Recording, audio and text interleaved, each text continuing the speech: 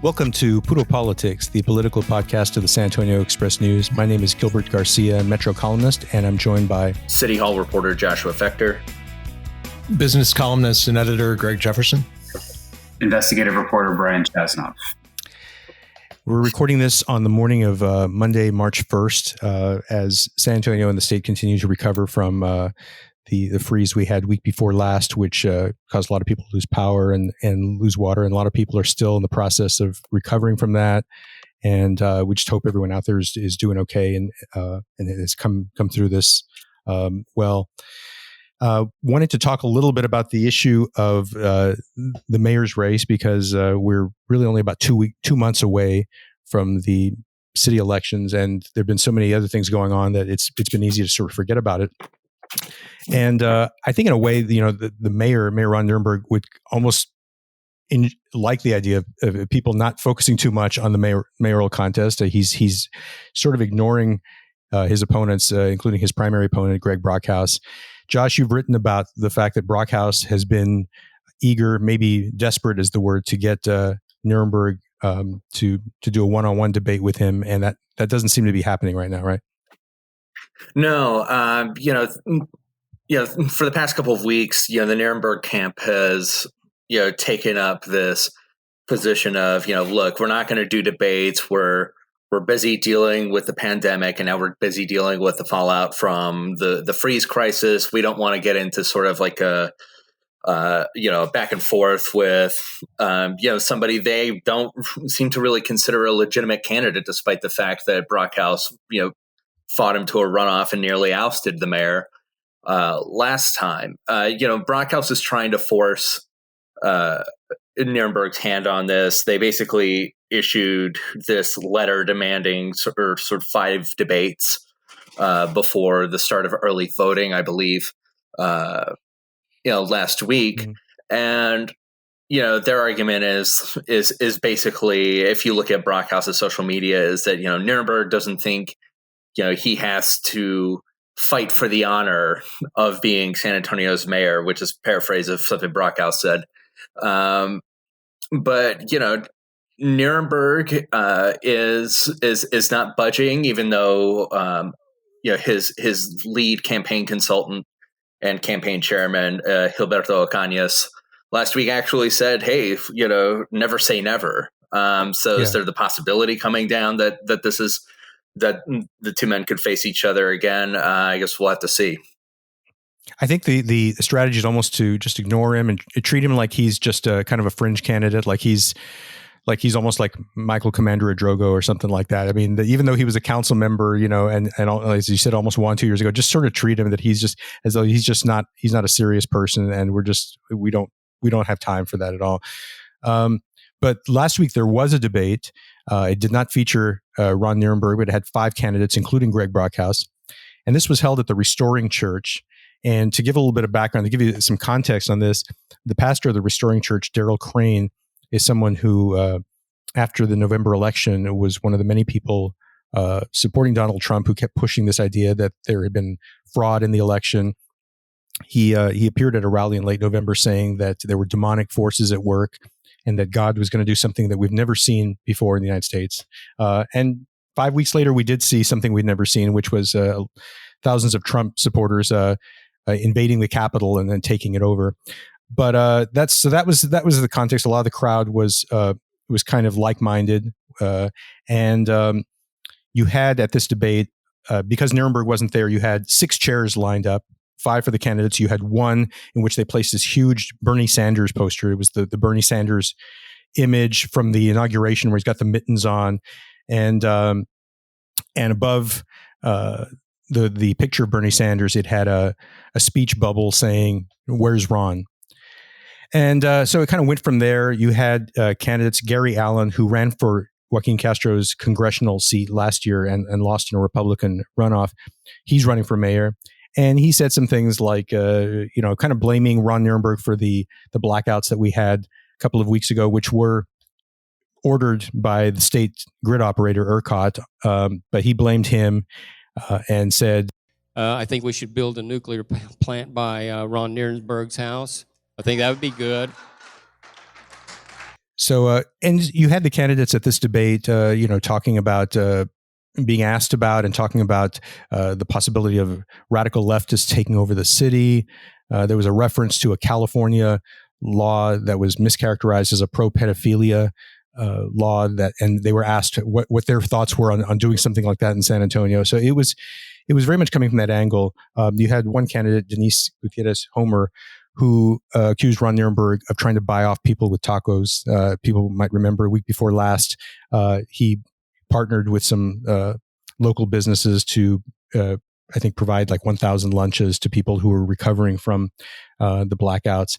So that was kind of the tenor of it. The interesting thing for me is that in this environment, which was an extremely right-wing environment, Greg Brockhouse sort of tried to assume the tone of the kind of the statesman. He talked about Black Lives Matter protesters and made it clear that he didn't agree with them and said, we don't exclude anybody. We listen to everybody. He talked about the homeless and said, we have to have compassion. He said, with regard to COVID, we have to balance things. We don't want to have the government instituting shutdowns, but we have to be responsible. And so he was trying in this environment where there was a lot of wild rhetoric flying around to be the kind of the statesman-like figure. Whether it achieved anything for him at all is, I don't know. Greg, you had a column last week looking at the jobs issue, which I think is one of the biggest, if not the biggest issue in this race. Brockhouse has said, I want to be the jobs mayor, and he has said that Nirenberg has failed on that issue. What did you find when you looked into Nirenberg's record?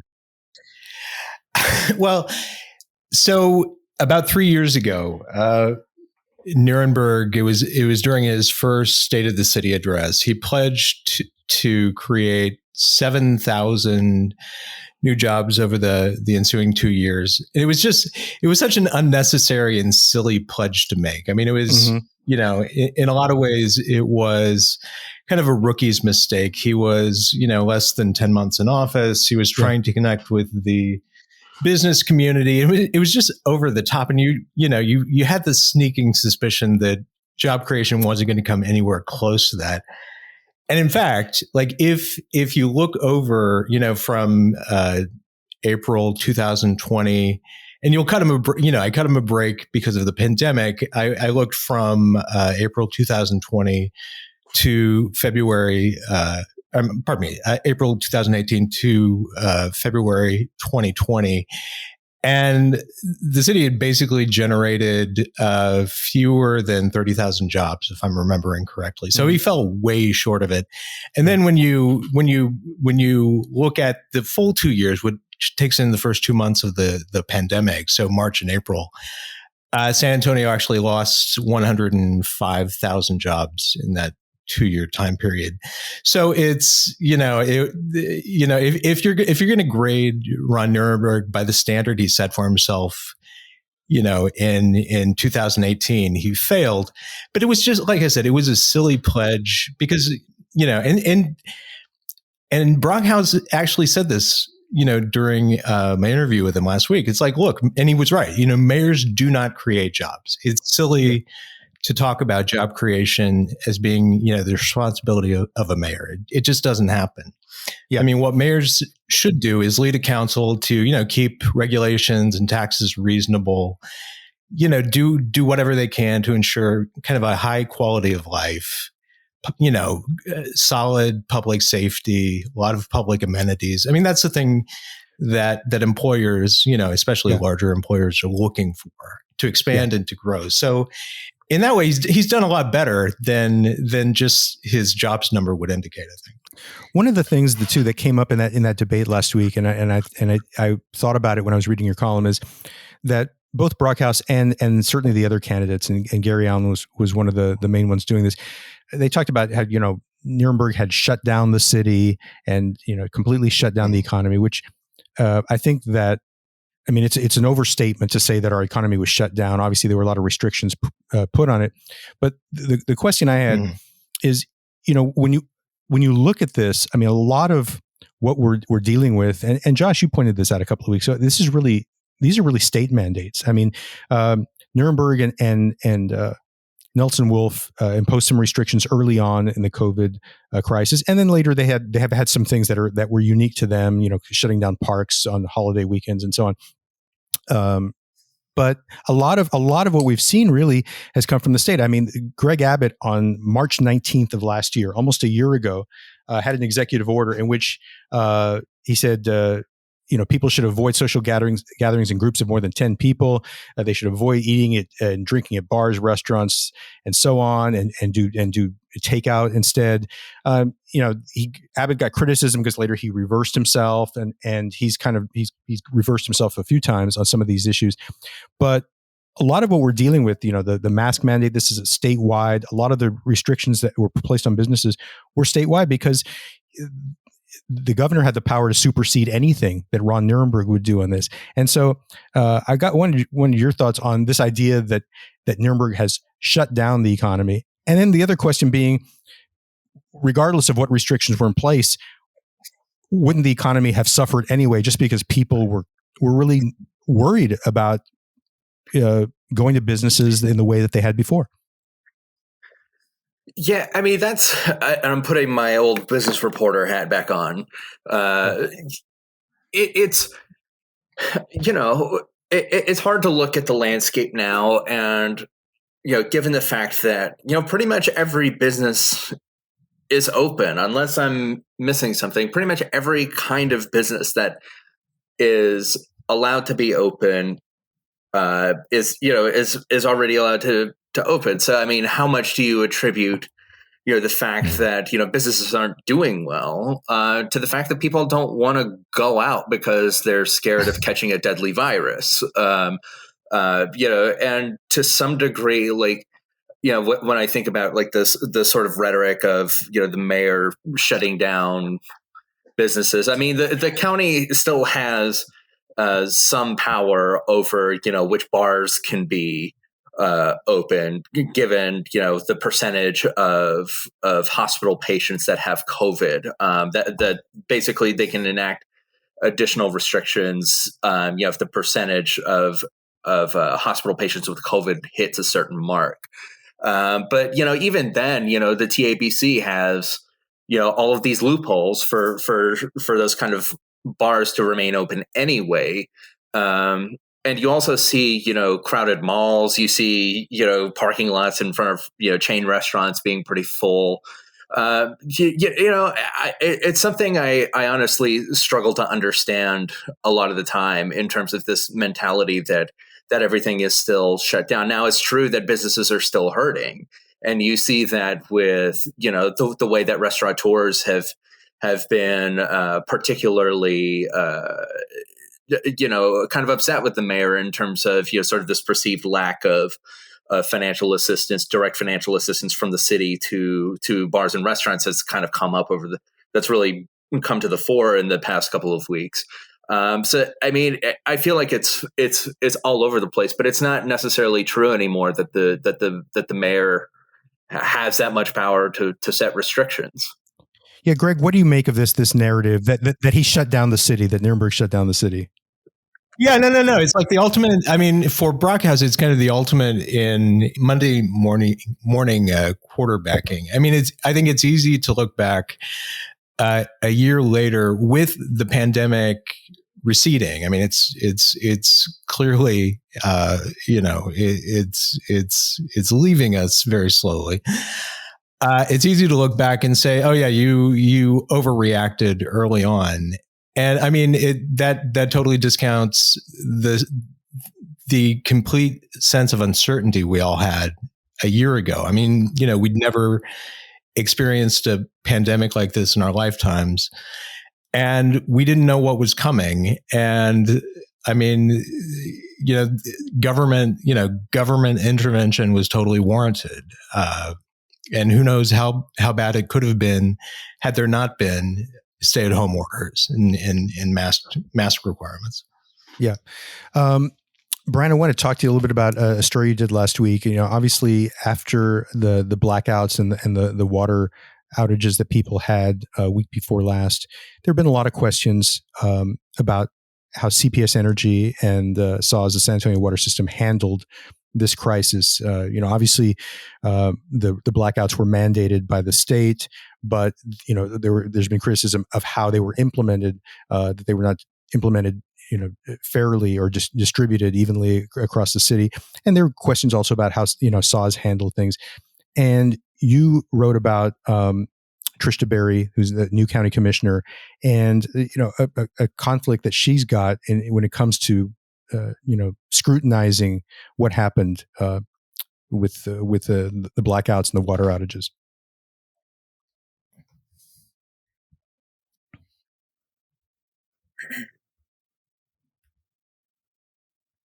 Right. If we could just go back real quick to last year, October, Commissioner DeBerry, she owns a public relations firm, the DeBerry Group. And while she was running for office last year, she actually in October, shortly before she won, she renewed 2 public contracts. One of them was with the San Antonio water system. The other one, I believe, was with Brooks. And at the time, she kind of brushed this off. I wrote a story. It was right. There was some low key drama when the San Antonio Express News editorial board rescinded its endorsement of Barry after realizing that she had renewed these contracts. But she brushed this off. She said, if I win, it's not going to be a conflict because at least the San Antonio water system contract would not be a conflict because the county has no direct oversight of SAWS. It's a city-owned utility. There's no county representation on the SAWS board. So she brushed it off. But it's interesting because after the storm, this kind of brought into stark relief why perhaps some would think there is a conflict, or at least a perceived conflict.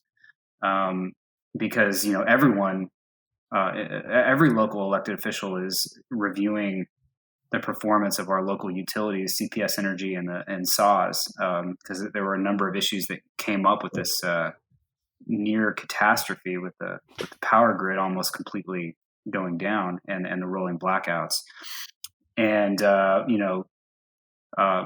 my story last week kind of took a look at how Trish navigated this issue while being, quite literally paid by SAWS to craft their public image.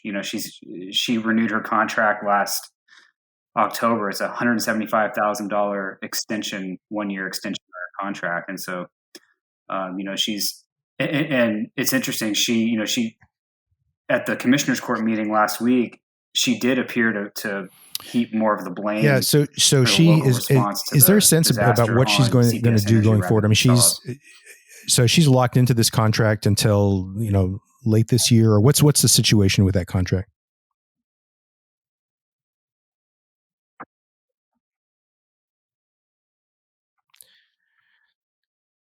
Right. I think it's and she later hasn't given this any, year. It expires. Probably. No, she hasn't given any indication that she's going to sever the contract, or I don't know if she Everyone would seems even to be be able to brushing do it off. that. Yeah. What's that? No. And actually, Nelson Wolf, Bexar County Judge Nelson Wolf, he appointed Commissioner DeBerry as a county liaison to the mayor's panel investigating how the city responded and the utilities responded to the disaster. And when I called Nelson and said, does it give you pause that SAWS is literally paying her PR firm at the moment? He said, no, because, it expires. It's going to expire soon. And it's not a concern. And Commissioner DeBerry also, I mean, when I called her, she pointed out that she's had conversations with the district attorney's office. And she tells me that the district attorney's office has assured her that there's no real conflict. And if there were to be some vote that were to come up in commissioner's court, then she would recuse herself. But, Wolf said much the same thing. He said there's no direct actions taken. Greg, I'm curious to get your take on this. You've covered on politics for a long time, and we've seen candidates with conflicts or perceived conflicts. I mean, what do you make of this situation? It's really squishy. I mean, you see the same thing with Commissioner Justin Rodriguez, he's a bond attorney. He works out of an Austin office, but it's the same thing. I mean, he's got to be mindful of, if his law firm gets involved in any county contracts, he would have to recuse himself. But there's no, there's nothing they're doing, either he's doing or Trish DeBerry is doing that is in violation of the law. I mean, it is kind of the Wild West when it comes to county government. Yeah.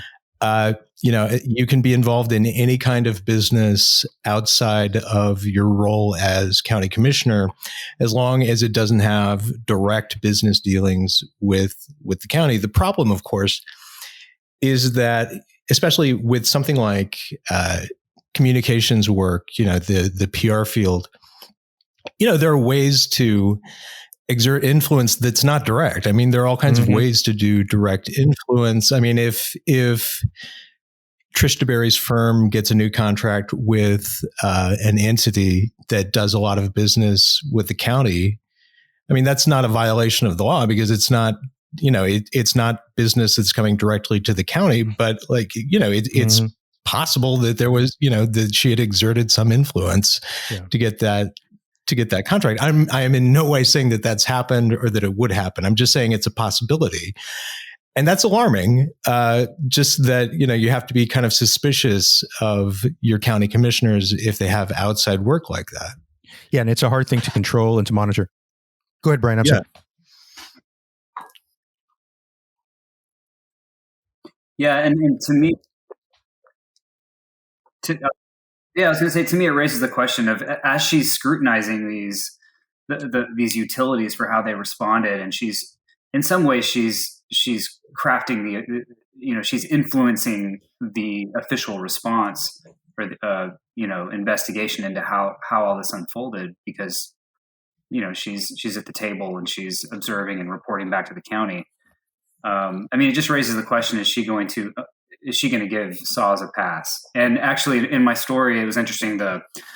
Nelson said that he felt that Saws' decision to allow CPS Energy to cut power to more than a dozen pump stations, in the middle of the crisis, was a mistake. But when I asked Commissioner DeBerry, Greg, you talked about the county being the Wild West, and obviously our counties in Texas are an arm of the state, and so imposing any kind of reforms, ethics reforms, or campaign finance laws, it's a hard thing to do, but it is possible. There are ways to do things through the legislature where you could carve out something where that's really specifically tailored to San Antonio. If you look at saying passing something that would apply to a county with a certain population, within a certain population range or whatever, that would conform exactly to San Antonio. And those kinds of things have been done in other, on behalf of other counties in the state. I think there needs to be more, thought about trying to, whether the other counties in the state, whatever they're doing, that regardless of that, I think that there should be some thought about Bexar County trying to start to impose some kind of rules on the way our elected officials, conduct themselves. And not only in terms of outside employment, but I mean, they've got no campaign finance limits. I mean, that's a huge problem. But you're absurd. Right, totally. Yeah, it's absurd. Well, we're gonna wrap things up there. We'll be back next week. We're gonna have one of the most interesting council races is District 2. We're gonna have a candidate who's getting a lot of attention in District 2 as our guest next week. So we're looking forward to that. Hope all of you all are doing well, and we'll be back with you next week. Take care.